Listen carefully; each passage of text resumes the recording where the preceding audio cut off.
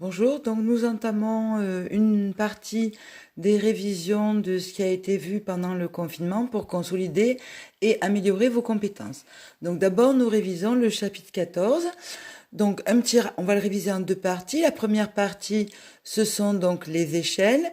Je rappelle qu'une échelle nous permet de comparer une taille sur une carte, un dessin, une maquette avec la réalité.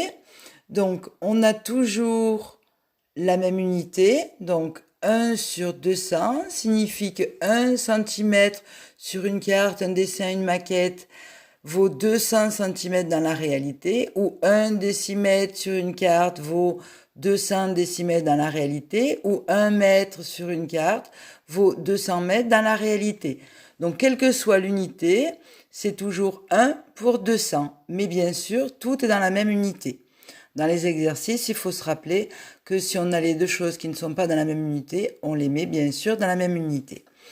Donc cette échelle qui est toujours représentée dans les cas des réductions, c'est-à-dire que la carte, le dessin, la maquette est une réduction du réel qui est toujours représentée par une fraction avec 1 sur un autre nombre, s'utilise de la manière suivante.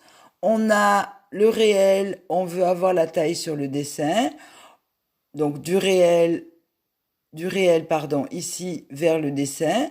On va multiplier donc le réel par cette fraction 1 sur 30, ce qui revient en fait à diviser par 30 puisqu'on multiplie par 1 puis on divise par 30. Inversement, si on veut passer du dessin au réel, on met la taille du dessin et on va multiplier par 30, du dessin au réel, on est dans le coefficient de proportionnalité, on multiplie par 30, c'est-à-dire si on veut utiliser notre fraction, on multiplie par 30 sur 1, qui est l'inverse de ce qu'on a fait tout à l'heure. Et au final, on passe bien ici, on multiplie par 30, alors que de l'autre côté, on divisait par 30. Voilà comment ça s'utilise. Et bien sûr, le coefficient de proportionnalité est 30. Si on avait à rechercher l'échelle, on diviserait bien sûr la taille du réel par le dessin.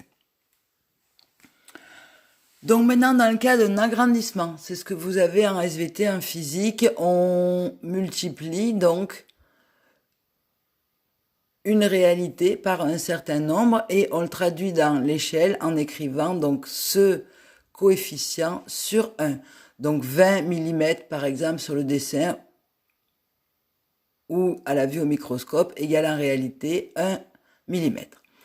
Donc exemple, on prend l'échelle 20 sur 1, j'ai un réel qui mesure 3 mm, eh bien je vais multiplier par 20 sur 1 ou par mon coefficient 20, ça revient au même, parce que la division par 1 ne donne rien, et j'obtiendrai ma taille sur le dessin, 3 fois 20, 60.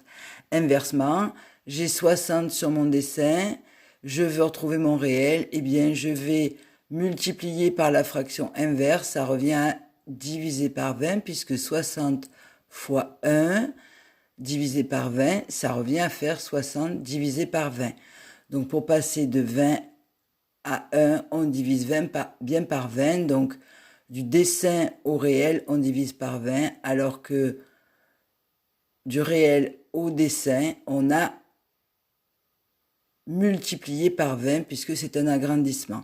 Voilà, donc vous avez cette leçon sous la forme d'un schéma pour vous permettre de visualiser.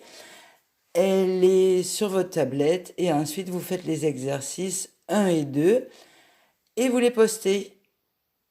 Bon courage!